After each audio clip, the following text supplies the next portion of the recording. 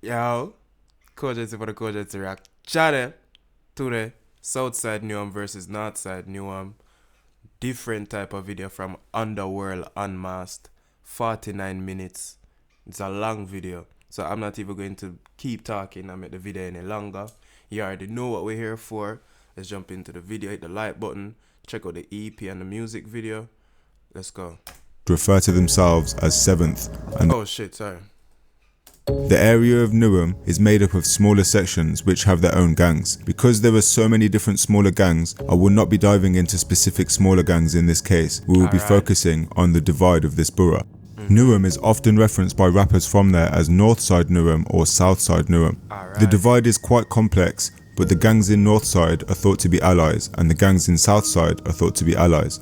The gangs in Northside refer to themselves as 7th and the gangs in Southside refer to themselves as 6th. These two sides would ultimately end up in a deadly conflict on numerous occasions. In Northside Newham, where rappers such as CB would grow up, the area would have gangs at least dating back to 2003, where a gang known as the E7 Crips would be the earliest iteration of the 7th gang. That's one thing that always was so crazy to me, that the Crip and Blood thing in the UK. I just never understood how it went international, bro. Like, what? Alliance, also being a large gang made up of several smaller gangs. For the sake of time, I will not go deep into each specific person and what smaller gang they are in, as there are many members who have not been convicted of crimes. However, I will go through the crimes and events which have been linked to this gang war across Newham. This war has been going on for well over a decade. There may have been tensions and rivalries prior to this event, but this is thought to be the first time that this beef would become deadly. In January of 2009, a tragedy would unfold which would shock the Northside Newham area. A charity event was taking place which was focused on campaigning against knife crime in the black community.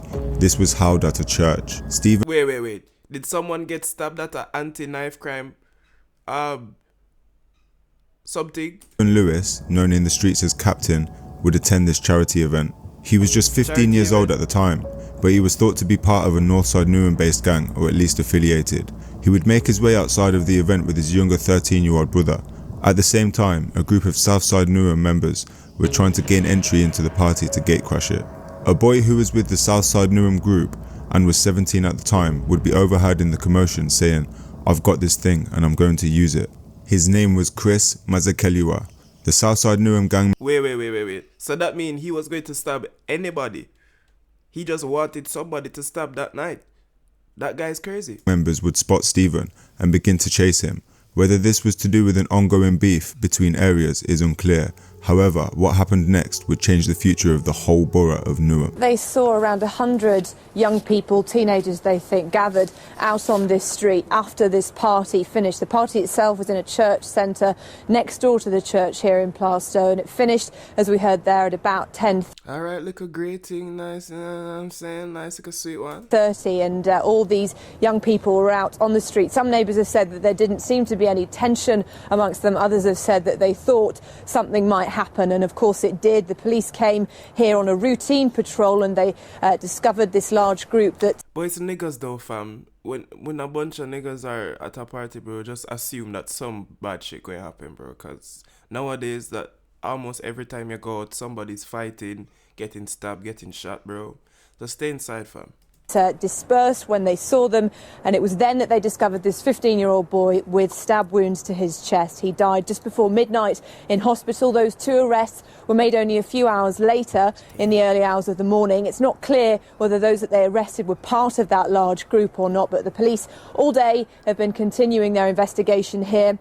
They've been looking at the site itself. They've had ladders. Whether they're trying to retrieve a weapon or not, again, we don't know. All we've heard from the police is that they want people to come forward with any information, which with this kind of thing can be difficult. Young people who may not want to come forward for whatever reason, but that's what they need. They need information that could provide a clue that helps them catch the person that killed this boy. A witness who saw the following moments would say that they saw a large group of around 50 to 100 kids screaming and shouting, and there was a lot of running around. In the midst of the commotion, Stephen, who was just 15 at the time, was chased and brutally stabbed twice by... That just sound like... Cause like, I've been through like similar things. You know, like not the same exact, but like that sound like when the man them just dipping at the badness, you know, them going out, going to parties and crashing it, and whoever have a problem, they just beef them and, you know, fight it out there. That's how like the young kids, that's how we used to give trouble. You know what I'm saying? Not me though. You know, I'm a good kid. By Chris. Tragically, Stephen would die from his wounds at the scene of the crime.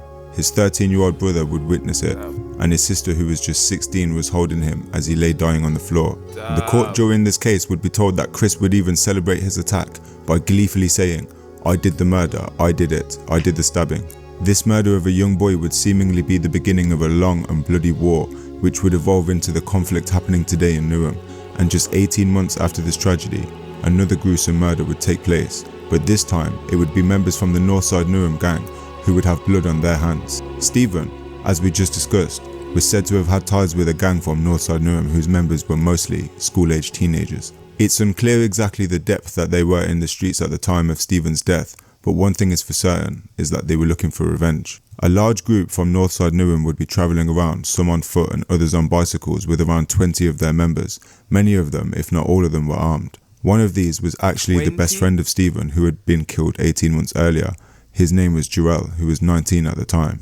The gang would eventually spot a 16-year-old named Ailton Oliveira, who was cycling home in the early hours of the morning after attending a party. The group from Northside Newham suspected that Ailton was part of the Southside Newham gang. However, it has been disputed by media reports and stated that he was an affiliate and not a member. They would chase Ailton. You see that affiliate member thing, bro? That's blurry lines, bro. That's blurry lines, bro.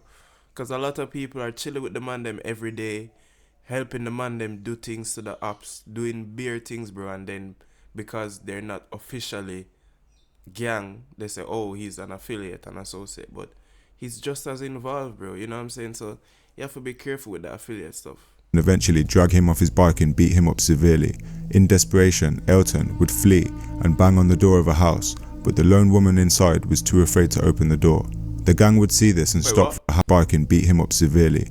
In desperation, Ailton would flee and bang on the door of a house, but the lone woman inside was too afraid to open the door.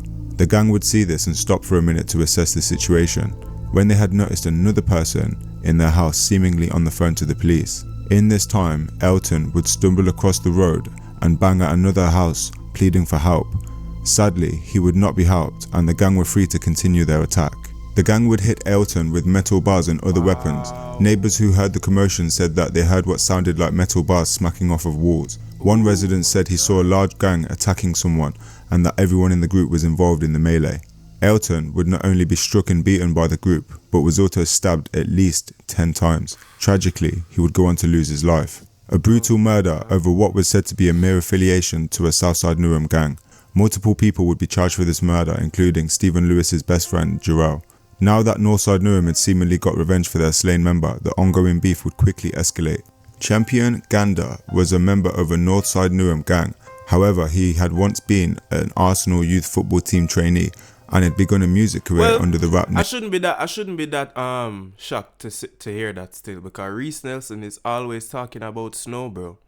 He's always talking about his friend that, you know, was so good at football and is now in jail for drugs. Well, free Snow because he's home now, but, you know.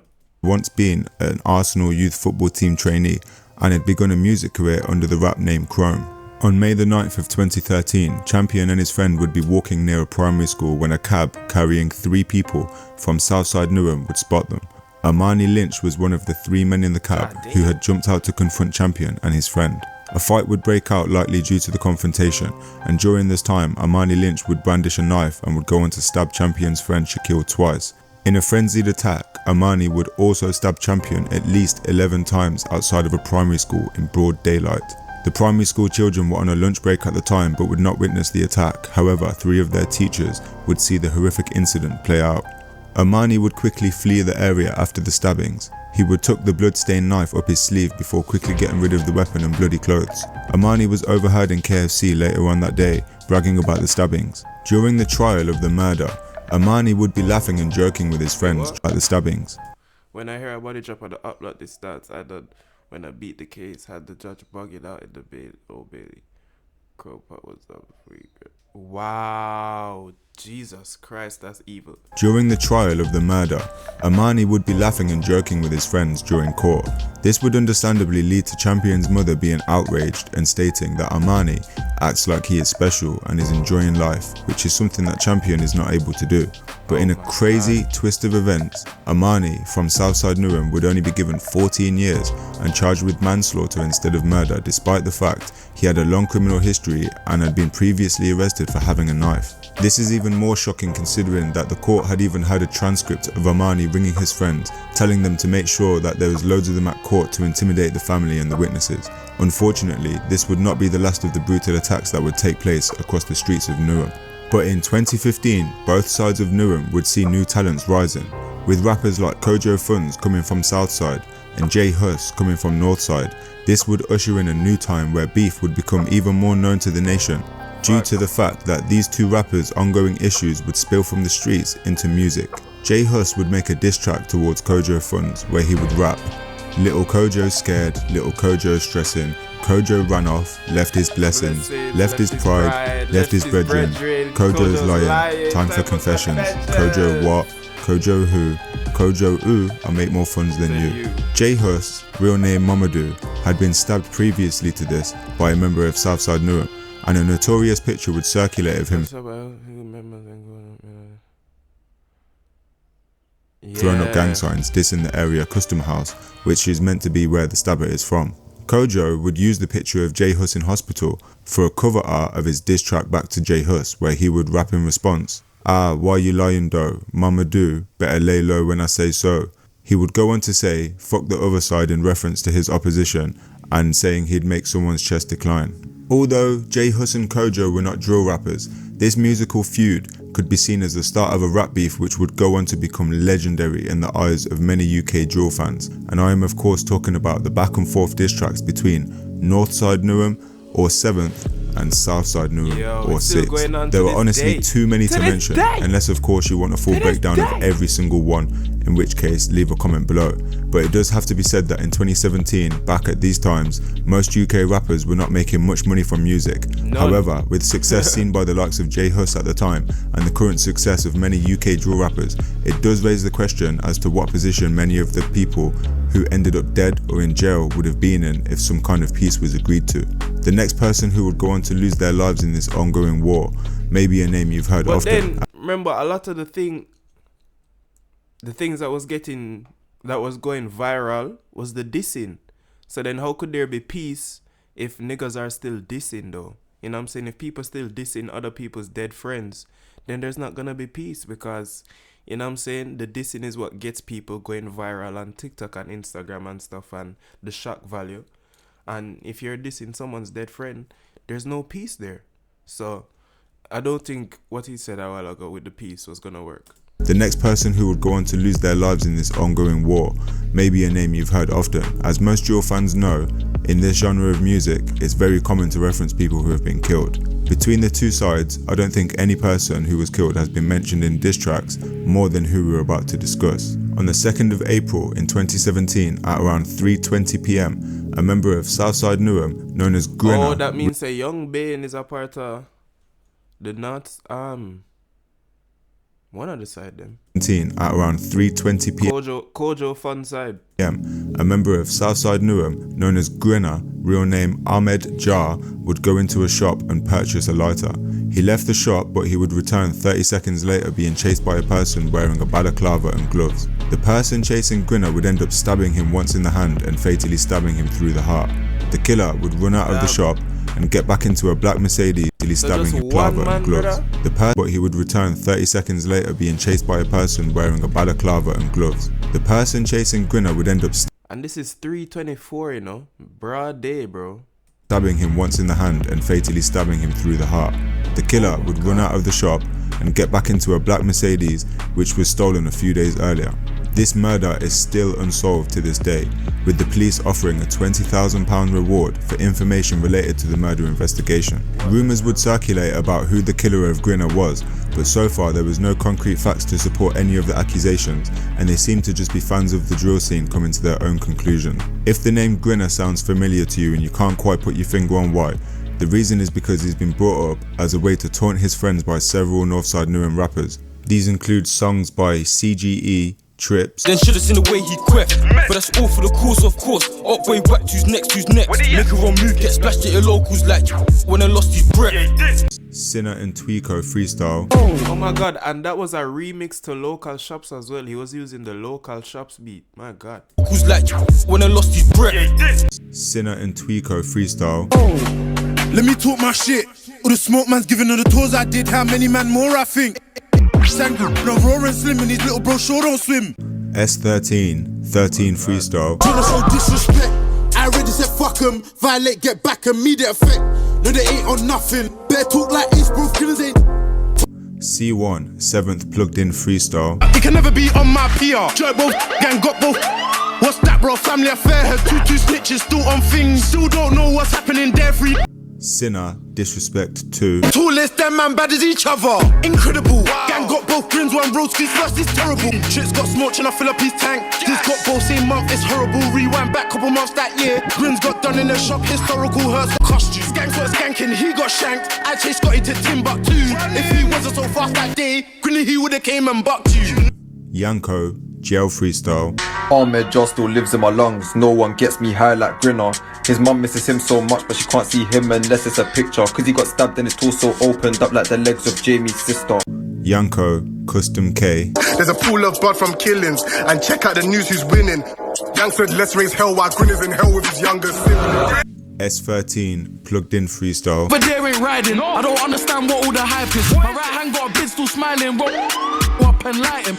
Yanko, painting a picture. Free JT, he's riding a bird. These birds have wings but they don't fly. Got killed in his local shop. The shopkeeper just left him to die. Yanko, hurting's fun. Bro caught 2 special Ks. We might as well call him a serial killer. Say that your gang mash work on my batch, but I bet you couldn't put it on grill. I heard my. And that concludes the diss tracks. Honestly, there's many other diss tracks referencing more dead people. The story continues to get crazier and crazier, but I was surprised he found so many now. There's so many songs in here that I did not know about, but I need to go and find now because those beats sound sick. Focused on these disses towards Grinna in particular because he has probably been name dropped more times than anybody else in this particular beef, which spilled into music. We've all seen other rappers from London and Chicago gain notoriety quickly by mocking dead people in their songs, whether it's the likes of 1011 referencing T-Wiz or it's a member of O-Block referencing Tuka. It's clearly become a huge trend to disrespect dead enemies in the drill genre. This is almost one of the unique selling points of drill music. When I was growing up listening to rap music, people were not this direct with their statements. This makes me raise the question, is all of this because of real, pure, unadulterated hatred for one's dead enemies? Or is this an attempt to gain fame, respect and notoriety within this genre of music? A little bit of both. It's a mixture of both. Because a lot of the things that happen on the road is mostly just for ego and pride anyway. So this in Dead Ops is just for ego and pride as well. Music. What do you think? But returning to Newham, the deadly rivalry would continue, but not all of those who would be caught up in the crossfire were gang members. Unfortunately, from time to time, people are killed by gangs who have absolutely nothing to do with the gang violence. This next case would be a case of mistaken identity. On the 25th of August 2019, Abdul Mayanja would spend some time at a barbecue. He was not a gang member. In fact, he was a former RAF cadet and he was just 19 years of age. He had attended a barbecue with some friends, but at some point he would leave the barbecue and end up sat on a wall in Stratford talking to a female. Then, a Nissan Qashqai would be driving nearby carrying at least 2 passengers who were linked to Southside Newham. They were both 25 years old and named Sean Obazi and Braden Henry. They would spot Abdul sitting on the wall and make a fatal mistake. They had approached Abdul to confront him. During this time, they asked Abdul, "What ends are you from?" But before Abdul would even have the chance to answer them, one of the pair blasted Abdul in the chest with a sawn-off shotgun. The gunmen would return to the Nissan. Oh my god, I was about to say, bro, like, did he give the wrong answer or something? Like, how the man them just, bro. So one of them youth, they're just too eager and just let off, bro. Like, what the hell? Which would be found the next day having been set on fire and burnt out. Sadly, Abdul would lose his life. An innocent teenager sitting on a wall talking to a friend, gunned down in cold blood. There's a saying that people often use in times like this where they say, wrong place, wrong time. This saying should only really be used when talking about active gang members, because nowhere should be the wrong place for a civilian on the streets of England. As for the killers of Abdul, they would receive 30 and 31 years in prison when they were charged for the murder. Sean Obazi, upon hearing his conviction for murder of Abdul, would collapse in court. Sean would go out to scream out, "I did not know them, I did not do it, what the fuck fam, I did not do it." The two men found guilty would admit to being in the car before the murder, but would insist that they were not responsible. The murder of Abdul was a mistaken identity case, but the intended target was said to have shot a drug dealer named Heracles Simos. Heracles' two cousins would almost be charged for the murder of Abdul, but both Alex and Marvin Simos would be cleared of the murder and of manslaughter. Alex Simos had identified Sean Obazi and Bryden as the gunmen responsible. When Sean and Bryden were found guilty, snitched. What the hell? This guy snitched. Alex was smiling and nodding, while Marvin laughed and stuck his tongue out. It's unclear whether these two were active gang members, but one thing is for sure, the streets of Newham are not safe for the people who have to live there, and yet again the war would continue. At this time, the ongoing conflict in Newham had not received much national coverage, but what would transpire next would shock the entire country of England. CJ, real name Corey Davis Jr., was 13 in 2016. He would be approached by older people and asked to deal drugs. Presumably, he would feel pressured by this, as he would end up telling his mother. CJ had grown up as a good kid, but would be prescribed medication for ADHD when he was 10, and this would seemingly begin to change the attitude within him. At one point, he even had thoughts of taking his own life before he was even 14. I was just about to say, bro, that ADHD thing, bro, is a lie, bro. It's cap, bro. It's cap, bro. The whole pharmaceutical industry, bro, is cap, bro. Stop listening to them people, bro. They're lying to you and poisoning your children. Stop. ADHD is not what they think it is, and the pills that they're giving your children is not helping them. He would become increasingly distant from his family, and one day in 2016 he would go missing. His mother would keep ringing him to get hold of him, but she was unsuccessful. This led to her giving the police his phone number. He eventually would make a deal with his mother to come home by the next Sunday. But when Sunday came, CJ came back home and he looked tired, and he had dark eye rings under his eyes as if he had not slept. He had bags of stuff that his mother had not seen before, and he looked itchy. He looked drained according to his mother, but he did not want to tell his mother where he had been. He ended up going into his room, and then his uncle came in and spoke to him, but again he would not tell his uncle where he had been. But CJ's uncle would seemingly confiscate £480 of cash from CJ. Damn. Then CJ's mother would come into the room and say, "None of this belongs to you," and she took his bags of clothes from him, saying that she had not bought them for him. This was seemingly a family intervention, as CJ's grandma would also have a deep conversation with him and make it clear that he has to choose between his family and the people outside. He had disappeared for a week and come back with £480. Clearly this was something he had been exploited to do for older people. His mother wanted to build trust with her son, but CJ would tell his mother that he does not want to speak about it. His mother would apply to the council to be moved and speak to the council workers and do whatever she could to get away from the area, but was sadly unsuccessful. His mother feared for his life and for him being exploited, and eventually CJ would go to live with his grandfather in the Forest Gate area of Newham. His mum would mention in interviews that the majority of the time this stuff was happening, CJ's voice had not even broken yet, which indicates just how young he was. He was literally a child at this point.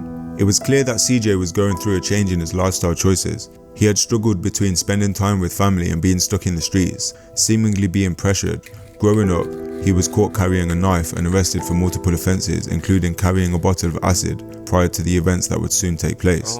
Elsewhere, in mid-August of 2017... You see how active a 13-year-old can be on the road, bro? Just from kids going astray, you know, parents working long hours, day and night to support, you know, a family, a household. So kids just have a lot of time on their hands. And nobody's really enforcing, you know, them to stay in school like that. You know, like, him just go outside with the man them. And then we all know what this ends up in. So it's so sad.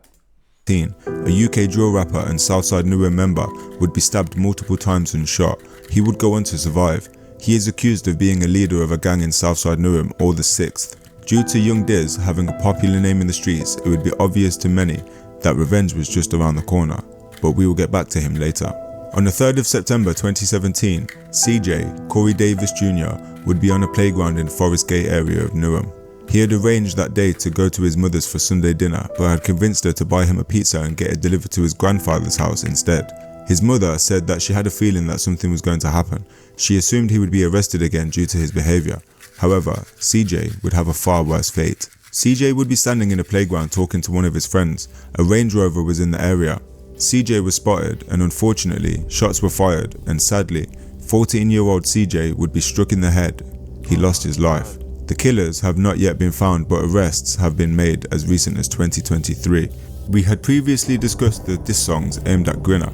At this point, it may seem obvious that the drill genre overall seems to have no rules in what people rap about, especially as although CJ was just 14 years old, he would also be mocked in songs by rappers and alleged members of Southside Newham or Six. Songs that would diss CJ by ACG, Maz and Banks, Tweako and Castro, The Cold Room, YACG, Respawn, Young Diz and Striker, Time Will Tell, W Grinna, Freestyle Video. Tryna claim beef ain't winning. Like, who are you fucking kidding? My nigga, your heart ain't fucking in it. I can separate the raw from the vape. Niggas nowadays will kill to bit pay. Like, niggas nowadays will snake their own mates. Me and you were born different, we aren't born the same way. Niggas make money online, get the food consigned. That's a D.O. rhythm. Like Ben 10, we're out on a mission and we see you up at the vape in a minute. You cost them bitch, going through main roads and I'm fucking sick. Well, I guess that's why the man them was trying to get him down as well, because he was making, you know, cold freestyles, you know, dissing the ups and stuff. So they were like, alright, let's get him too. Because of the fucking bitch, if you didn't run away, then you would've got hit. CJ got hit in his wig, where's he at? I don't know where he is. My man got chopped in his wig, the butcher shop closed and I'm fucking sick. No Hook, ACG. But it would seem that CJ had some friends who were at least involved, but they would consider him not to have been a gang member in their eyes. With the response to people disrespecting CJ, a Northside Newham rapper would try to clear things up. On S13 Custom Juice, S13 would rap that Southside Newham Pepper. On Free May, really trying to air it up. Niggas wanna diss CJ, first things first, let me clear it up. That's my little bro, but I swear that he weren't involved. So all this talk, you're like you're smoking on ops. Rude boy, you ain't smoking on a soul. After the murder of CJ, rapper Young Diz and prominent members of Southside Newham known as the Twins would be arrested for this, but would be released not long afterwards. Again, this would turn into a tale of revenge. CJ's friends would set out to kill. The war in Newham would continue. As we may have seen, music would still be used by both sides of this ongoing beef, and you might wonder how people could be so heartless to name a 14-year-old boy being murdered disrespectfully in a song. There is no real way for the average person to contemplate why, but in the words of the self-proclaimed devil himself, Young Diz, he would have a question to ask about people's thoughts on him dissing CJ. He would ask, what about Promise? That guy's a civilian in Ent, and he's referring to a young man named Promise in Kenda. Promise, much like CJ, would have been referred to people in his area as a civilian, or at least somebody that has very, very loose ties to gang members. On the 14th of February in 2018, various members of a Northside Newham gang would steal a BMW from a woman. This may sound like just a carjacking, but the group would be accused of having premeditated intentions due to the fact that they would use latex gloves and decide to turn off their mobile phones. The gang of teenagers, ages ranging from 14 to 17 years old at the time, would be inside the BMW for some time. One of the passengers was wearing a tag monitor on his leg due to being involved in previous drug dealing offences. The gang would search for their enemies, and in what seems to be a case of mistaken identity, would see the then 19-year-old Promise walking along the pavement with his two friends. The car approached them from behind and would drive into Promise in an obvious attempt to injure him. Promise would be forced onto the bonnet and would attempt to flee from the attackers, but the attackers would burst out of the car and chase Promise. They were armed with at least one knife. Promise was caught up to and cornered by the gang. He would be viciously stabbed repeatedly with some promises, but the attack just from walking home at night, bro. Like, what time is this? 7:54, bro. I can't walk at home at 7:54. Attackers would burst out of the car and chase Promise. They were armed with at least one knife. Promise was. Why did they not chase any of the other two guys though? You know, they only chased him. Is it that they knew something? Caught up to and cornered by the gang. He would be viciously stabbed repeatedly, with some of the wounds being very deep. It's clear that a lot of force was used. Promise would be stabbed in the thigh, upper arm, chest, head, and also in the face. He was stabbed at least 15 times in total, and tragically he would— Bro, 15 times for a mistaken identity? You sure? I'm not saying he was involved in it, but 15 times, bro, that sound like that attack was personal. 15 times, bro? pass away. He was clearly killed in a case of mistaken identity in a completely frenzied attack that is horrific to say the least. This war has seen many lives lost, and Promise, much like the other deceased, would be missed dearly by many. His funeral would be uploaded to YouTube by a channel called Top African News.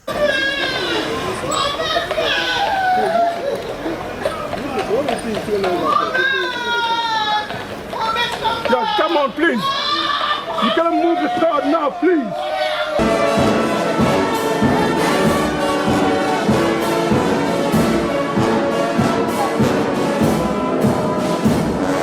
Demain, ça sera qui?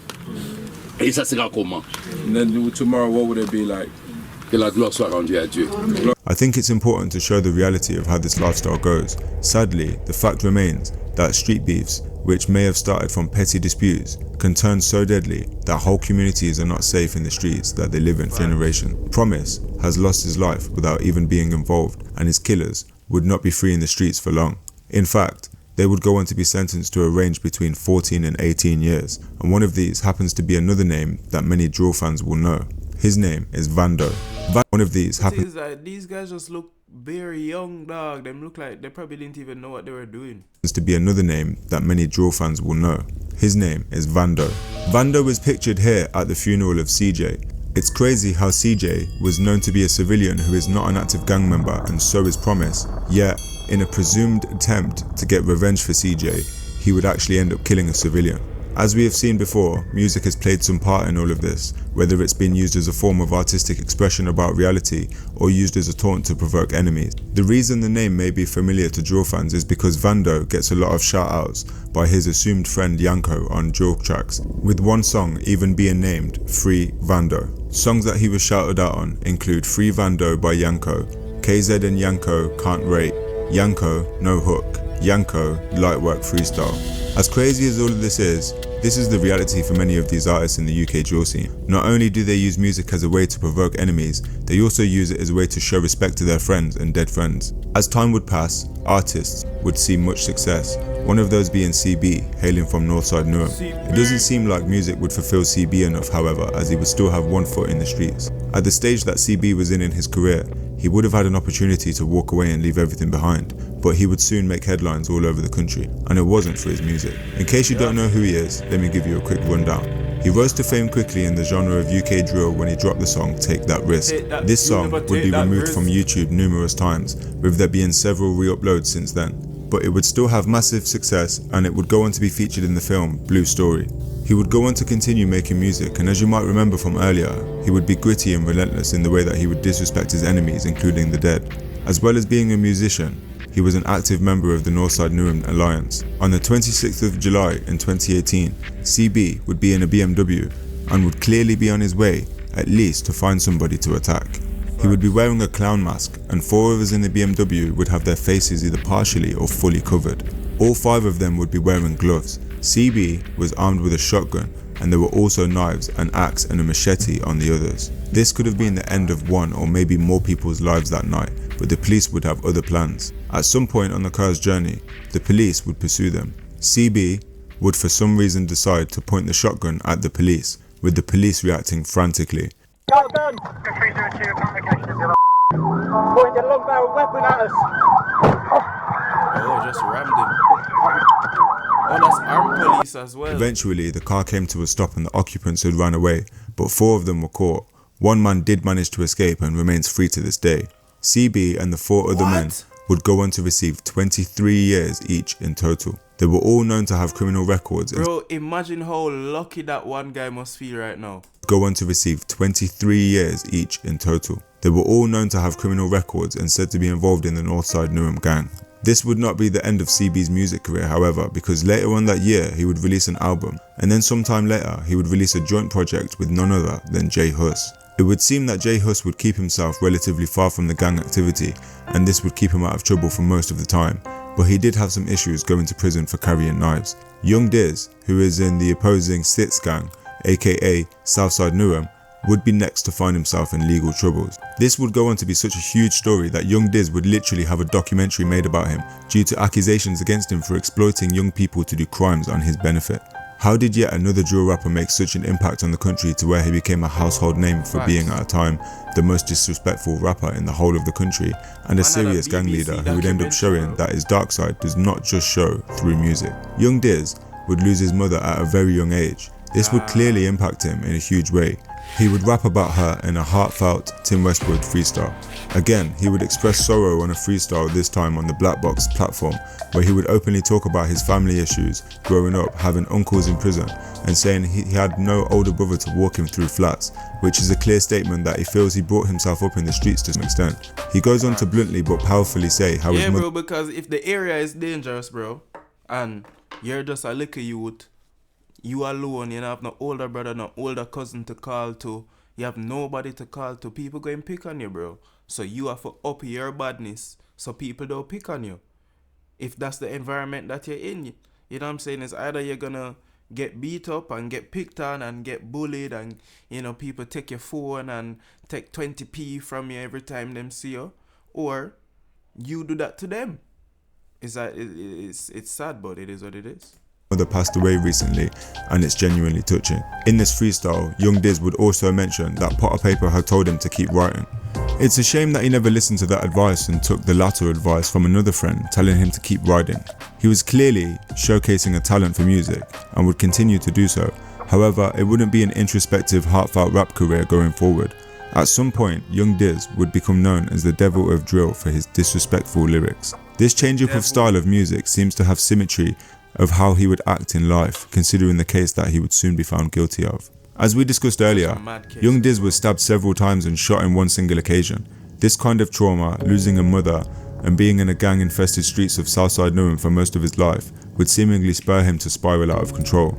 The police would say that Young Diz had spent a number of weeks grooming young teenagers by buying them food and even lending them money before eventually encouraging them to engage in torture. They said that Young Diz used drill music to glorify crimes to teenagers as young as 14. He would tell them that drill music is real life, not art. According to reports, this would entice him to... Oh, I get what he mean by real life, not art, but when him say entice the young, he's like, young kids are already enticed by drill music, bro. But I get what I'm saying, his lifestyle and him bringing them in and showing them, you know, I guess probably some stuff is helping, but you can't say the drill music is, he's using drill music to really like, bro. Those kids were already infatuated with gang shit, and look at me, bro. I'm infatuated with gang shit. It's just that I don't want to do it, but I'm still like interested in how this crazy lifestyle works. You know what I'm saying? So a lot of people are interested in it. To leave behind a life of school, football and normal activities to seek a life of crime. For an unknown reason, Young Diz would convince a group of these kids, 2 14-year-olds and 2 16-year-olds, to assist him in a kidnap, but this would be of another teenager, a 16-year-old boy. So on the 2nd of August in 2018, one of the teenagers made contact with the 16-year-old and they agreed to meet. Young Diz and the 4 teenagers pulled up to meet him in a Ford Mondeo. The 16-year-old was immediately punched in the head and body and told to get into the car. While in the car, he was threatened with a machete and he had 2 plastic bags tied over his head and secured with a rubber band. At this point, the 16-year-old was sure that he was going to die. He was driven to the home of one of the teenagers, where he would be humiliated and tortured. He was forced to take off his clothes as Young Diz filmed him and threatened to cut him up. The 16-year-old was then hit with a metal pole over his face, arms, legs and back, causing cuts. Young Diz tried to pour boiling water on him, but for whatever reason was not successful. But he would make the victim swallow a cannabis joint and make several threats involving scissors. I'm sure we can use our imagination for that one. His parents were called and he was forced to beg for £1,500 to be released. The gang would bank on the idea that he would not snitch, but he was scared for his life and he would tell his... The gang would bank on the idea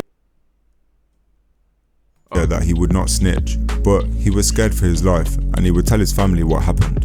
This would lead to all 4 of them being arrested. Young Deers would be sentenced to 12.5 years for these crimes, and the teenagers would get off of sentences ranging from 2.5 years to 3.5 years. Two of the youths in the case with Young Deers would be released in 2019, and just a couple of weeks later, they would show that the Youth Offenders Institution did not reform them whatsoever. The two teenagers both had tag monitors on them.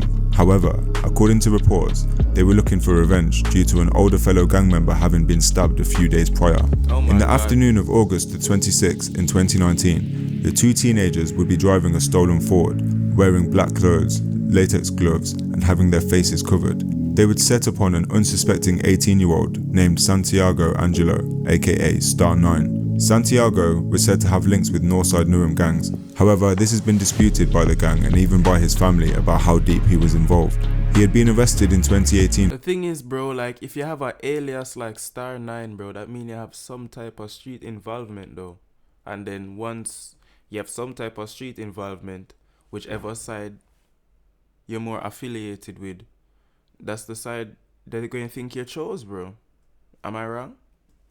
Santiago was said to have links with Northside Newham gangs. However, this has been disputed by the gang and even by his family about how deep he was involved.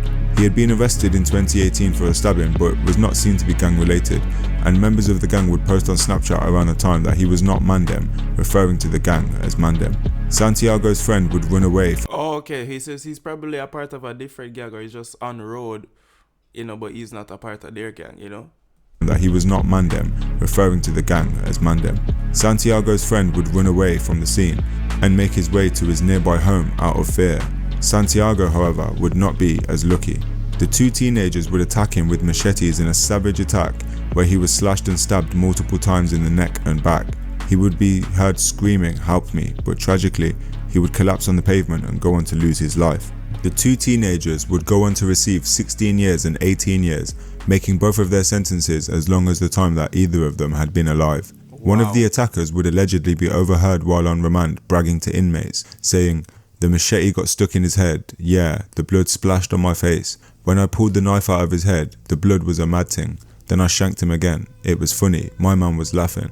One of those listening responded, "It's like music to my ears." Then he said, crying for his mum, and mockingly imitated him, shouting in a high voice, "Mummy, mummy, mummy." Prosecution, Mr. Hallam, told jurors, I'm thinking that's probably like some jailhouse stuff, though, like for try prove that you're a killer, some niggas respecting the jailhouse. I'm assuming that's what that is. The other prisoners were laughing and pretending to fall over from laughter. It's crazy how just 2 weeks after these kids are released, not only are they out killing somebody, but one of them seems to show absolutely no remorse. Shootings and stabbings would be all too familiar to the residents of Newham. This would not be the last time that this gang war between Northside and Southside would have deadly results, and yet again, another innocent civilian would be caught up in the crossfire. 4 members of a Northside Newham gang would be looking for their enemies on the 26th of April in 2020. It's clear that they were looking for somebody due to the following facts. They had turned off their mobile phones, they were in a stolen car with fake license plates, a sock was used to stop fingerprints being put on the steering wheel, and the gang had each carried with them a change of clothes, with 2 of them wearing sunglasses and masks. The gang would drive around and eventually spot somebody they assumed was a rival gang member. This moment is captured on CCTV. The man depicted in CCTV would escape from the attackers. However, the Northside Newham gang were not satisfied with this yet, so they continued their search. They would spot a second man and clearly spend some time checking him out, but it's believed that they abandoned the idea of attacking him because he looked older than the average gang member. While the gang was driving around, a young man would be seen leaving his home to go to a local shop at around 10:32. His name is David Gomoh. At the time, he was a 24-year-old university graduate who worked for the NHS. His mother had also worked for the NHS, and sadly his father had recently passed away. On this night, it was only 2 days away from his father's funeral. The gang driving around would eventually spot David on the streets of Newham while he was walking and on the phone to his girlfriend. The gang would jump out of the car and approach him, asking, "Where are you from?" which was heard by David's girlfriend while she was on the phone. The gang would attack David, who was just moments away from his house. David was stabbed 10 times by the gang. He would stagger to his front door. Bro, what's with these people asking people where they're from and not giving them a chance to answer the question? What's the point of asking me where I'm from if you're not going to let me tell you? What? Would collapse. Sadly, he would die just 2 days before his father's funeral. 4 men have been convicted of the murder of a 24-year-old NHS worker, David Gomoh, in what prosecutors described as a frenzied attack. The court heard Mr Gomoh was randomly attacked by a gang as he walked to the shops in April last year. Libu Duseko reports now from the Old Bailey. A random murder of a young man with ambitions to make something of his life. Police say NHS worker David Gomoh was killed by 4 men connected with a gang from North Newham simply because he lived in what they saw as enemy territory.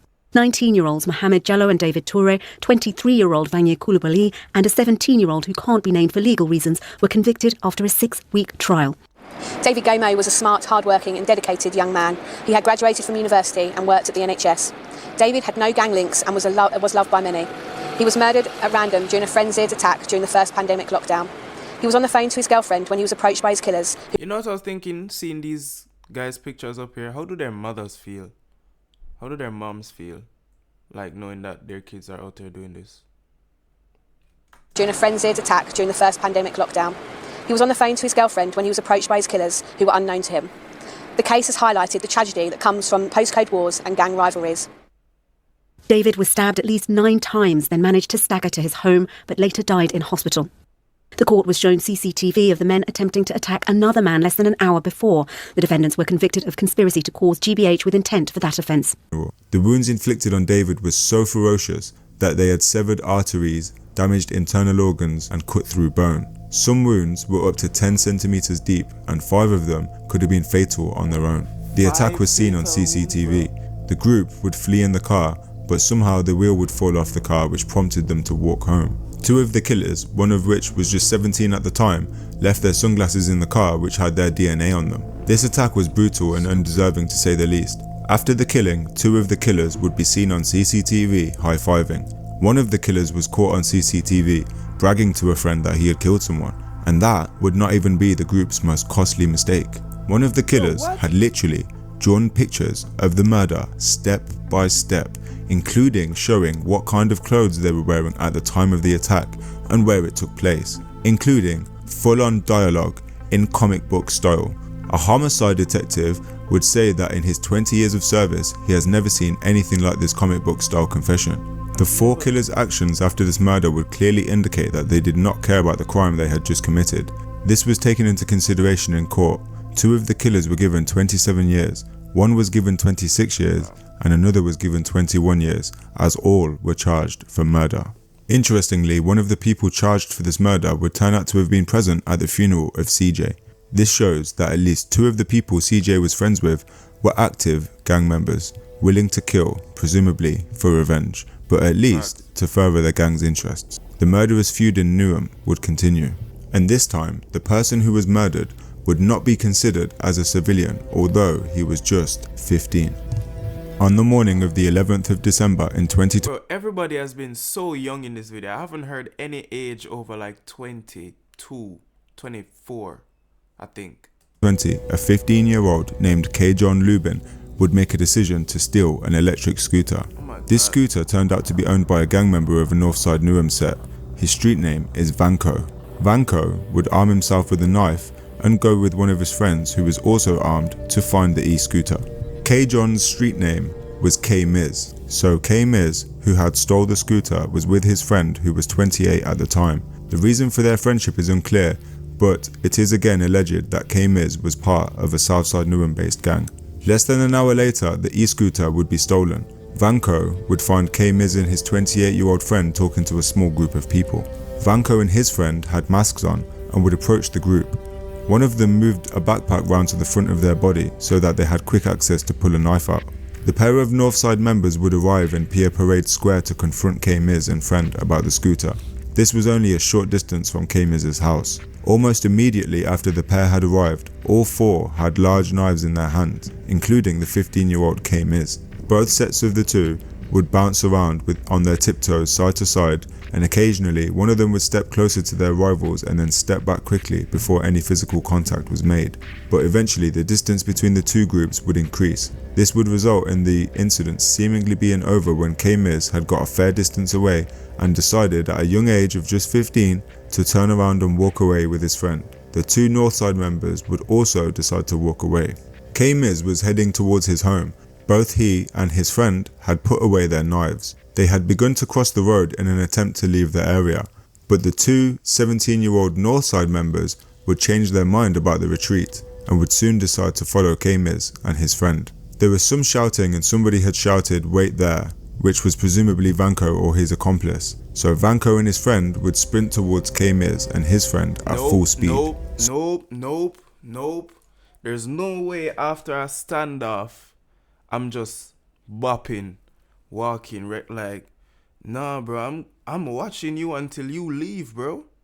Bro, cause you're not from here. My house is right there. So I know that I'm just a couple steps away from my yard. You don't live around here, bro. I need to watch you leave. What you mean? After we just had knives drawn at each other, I'm just walking away?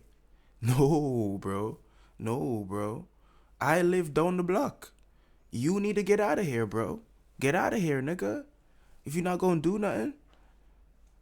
Somebody would shout, "Run," but at this time, it was already too late. K-Miz would see the attack come in and pulled out a knife from his coat and swung it at one of the Northside members. He would graze the cheek of one of his attackers, but would be stabbed twice. He and his friend would flee the scene and would make it into a local Nisa shop hoping they were safe, but K-Miz would collapse in the shop. The shopkeeper called emergency services, which seemingly prompted K-Miz's friend to hide the knives that they both had in a nearby bin, which were later recovered by police. But bear in mind that he chose to do that instead of focusing on his 15-year-old friend who had been stabbed. Sadly, K-Miz, real name K-John, would die at just 15 years old. The case would seem to be an obvious murder to anyone reading through the events. However, it would not be that simple. The judge would state these following facts. There was a significant degree of planning. The attackers instigated the incident. They were each armed with large knives, making their attack considerably more serious. They were both masked to avoid detection. One had moved their backpack to have quick access to the knife. They intended on finding in seriously So if they were masked to avoid detection, how did you find them?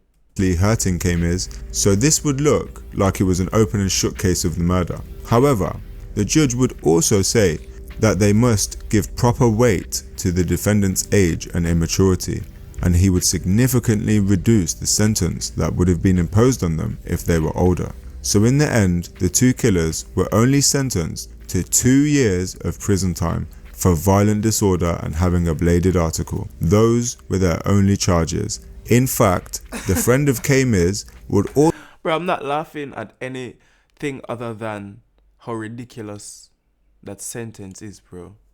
2 years for a murder? Bro, I've never heard of that before, bro. Literally, I've never heard of anybody getting such a low sentence for a murder before. Unless them beat the case, obviously, but like 2 years?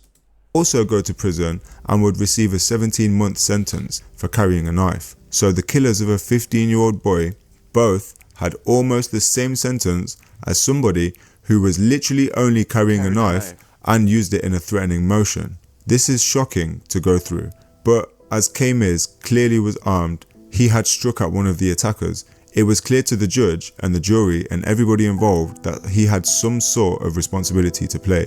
I just cannot get my head around the fact that he, K-Miz, and his friend had walked away and were set upon again, and there wasn't even a GBH with intent charge. The crime in Newham really shows how crazy the system can be. Yeah. But earlier on, like the justice system is so flawed and just so like random with its executions. We spoke about Grinna, real name Abdul Jar, who was murdered. Some of the lyrics that I showed previously spoke about both Grinnas being murdered. And in a tragic tale, Grinna would not be the only person in his family to die due to this ongoing war in Newham. His younger brother, known as W Grinna or Demon Dan, would also lose his life in tragic circumstances. Abu Bakr Jr. Jar was just 18 years old when he lost his life. It's not quite clear what kind of upbringing he would have had, but many people would speculate online that the death of his brother had made him become more actively involved in gang life, perhaps wanting to feel closer to his fallen brother. He would seemingly spend a lot of time with active gang members of Southside Newham. Doing this and taking on the moniker of W Grinna would make him a target by itself, but he would also have snippets of a rap video where he would diss the deceased rival. Trying to claim beef ain't winning. Like, who are you fucking kidding? My nigga, your heart ain't fucking in it. I can separate the raw from the vape. Niggas nowadays will kill to pay. Like, niggas nowadays will snake their own mates, me and you were born different, we weren't born the same way. Niggas make money online, get the food consigned, that's a D.O. rhythm. Like Ben 10, yeah, we're out on a mission and we see you up at the bit in a minute. You cost them bitch, going through main roads in a fucking sick. Tell you guys is a fucking bitch, if you didn't run away, then you would've got hit. CJ got hit in his wig, like, where's he at now? I don't know where he is. My man got chopped in his wig, the butcher shop closed at fucking 6. Their father would state that Abu Bakr, who was 14 when his older brother Grinna was killed, took the loss of his older brother badly and would repeatedly call his brother's mobile phone, praying that he would pick up.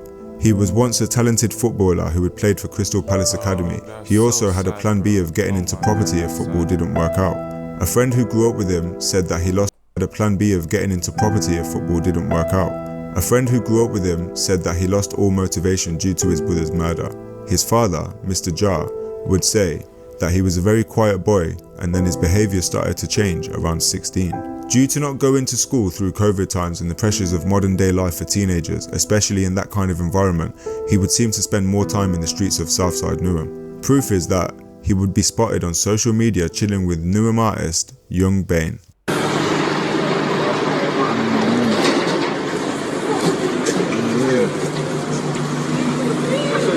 At just 18 in 2021, on the 9th of April, the police were called to a report of fighting on a street in Custom House, Southside Newham. When they arrived, they would find the then 18-year-old Abu Bakr, aka W Grinna, with stab wounds. However, another person was stabbed in this altercation, but it's unclear whether it was W Grinna's attacker. But reporters say neither victim made an allegation, which may indicate that W Grinna and the other person had stabbed each other, but there's nothing to suggest that W Grinna was caught with a knife at the time. After this took place, he would be taken to hospital and let out with pretty much no more intervention. It must have been known that he was the younger brother of a known gang member who was killed and would be targeted himself, but it seems like there was not much done in terms of prevention for the upcoming events that would take place just a couple of weeks later. Wow. So on April the 26th of 2021, his life was just hectic around this time. Like, man was just in a knife fight before, 2 weeks before, and then now W Grinna would be ferociously attacked again, just yards away from his home. 9 people have been arrested and are being charged for being involved in this crime, showing that there was likely a lot of planning and coordination to get to him. Around 2:40 PM, W Grinna would be standing outside of his home address on the corner of another road. A dark SUV type Jeep would pull up next to him. W Grinna would appear to approach the passenger side of the car. As he does, he would be shot in the chest with a shotgun, and the driver of the Jeep would leap out of the vehicle as W Grinna lay on the floor. He would proceed to viciously stab the 18-year-old multiple times in the chest. He would then get back into the Jeep and drive away, eventually crashing into a parked car. Despite paramedics arriving at the scene and doing the best that they could, tragically, W Grinna was pronounced dead at 3:14 PM from shotgun and stab wounds to the chest. A young man seemingly lost in a place he is trapped in, losing his older brother and then his own life in an absolute brutal way. No parent should have to bury their children, but for them to have lost 2 children in these horrific circumstances is shocking. A Reddit user named Dagnam Stepper had put up a picture showing the area depicting just how close the deaths of the 2 brothers were in distance. Showing the area. Police questions forensic tent. Location of previous murders being the brother of it. What the hell? Bro, this is dark, bro. This is dark. Freemasons Road? Bro, what? Bro, I don't like seeing stuff like that. Freemasons Road and then the death of 2 brothers around the corner from each other. That's weird. Depicting just how close the deaths of the 2 brothers were in distance. The distance literally looks like it's less than a minute walks away. Previously, we spoke about the fact that Grinna and W Grinna had been disrespected in music since their death. One of the rappers, named S13 from Northside Newham, is one of the rappers who had dissed them. He also happens to be one of the 9 who is currently being detained and charged with W Grinna's murder. The charges were brought against him while he was already in prison for having shot at Young Bane previously, but we have to remember he has not been found guilty of this crime yet. The crazy thing is that there are still many other deaths that have not been put into this video, but they are still a result of knife and gun crime in Newham. Plus, there's many more stabbings and shootings which haven't resulted in death, but they just cannot 100% be attributed to the ongoing war between Northside and Southside Newham. But it just goes to show you how dangerous the borough is for the residents of Newham, that these are not even all of the stabbings, shootings and attacks that have taken place in the area, and the war does not seem to be over. There's still back and forths, whether musically or physically, with tit for tat stabbings and shootings to back and forth disses between rappers in the UK like Potter Paper, AB and CB, allegedly throwing indirect. This whole story is even deeper than what you have just seen and heard. There are even more people associated to these areas, also internal conflicts in Northside and Southside, and way more rappers than mentioned who are affiliated. Plus, even more stuff which doesn't make the news or the blogs. Throughout this video, I've used information that is entirely public. All of the information on the actual crimes themselves are from news sources, so I am just compiling this information for fans and for people who are interested in the topic to take in the gravity of this whole situation at an entry level. To go through and understand what these people are living like and how dangerous it is impossible unless you are a resident living in these areas or in similar circumstances. Newham might just be one of the craziest places in England. Southside Newham versus Northside Newham. This bloody gang war has involved rappers such as J Hus, CB, Young Diz, Yanko, AB, Kojo Funds, Young Bane, S13, Striker, and arguably even Potter Paper and Mover. If you want to know what happened in Mover's case, make sure you check out my previous video. But this gang war is insane, with at least 10 people being murdered in cold blood in the war between 6th and 7th, and many more people being stabbed and shot, and other murders happening which aren't even related to this gang beef. Don't forget that a lot of these victims have been several innocent people. But if you are someone who's looking to make a change and you don't really know where to start, drop me an email or DM me and I will try to advise you as best as possible if you need help with building a CV or how to find work or how to get back into education. I know it doesn't seem like it, but trust me, there is always a way out. You have been watching Underworld Unmasked. But anyway, where should we go next? Comment below what wars, gangs or other criminal types. Nah man, this video was amazing. Did I like it already?